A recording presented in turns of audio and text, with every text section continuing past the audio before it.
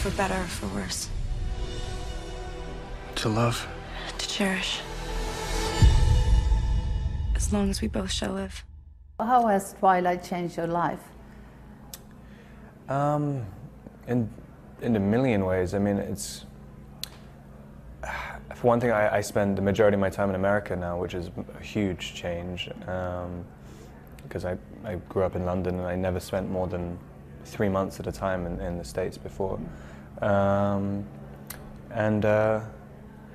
I don't know, I mean, just like the amount of traveling, I mean, going, you know, I mean, in Sweden doing a fan event with the same intensity that, you know, the first time we did events in America, it's like 3 years ago.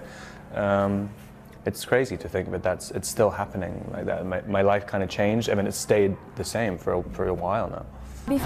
What is your explanation to the enormous success with Twilight? I mean, it has to just be the characters that Stephanie created. I mean, people were going crazy before the first movie even came out. I mean, they'd come to the set and they were so invested in the books. There were all these people who used to drive out into the middle of the desert or the forest where we were shooting. And I kind of realized then that there's definitely a fan base, there's something about these books which inspires people, it inspires like passionate feelings.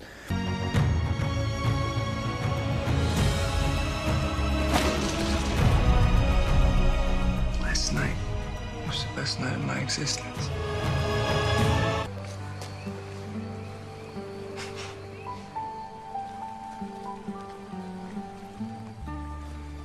The offers you get now to act, is it many parts as a young, beautiful man in a romantic drama, or? It used to be, it's changed a bit now. When Twilight first came out, I got offered about 20 vampire roles, which doesn't make any sense. I mean,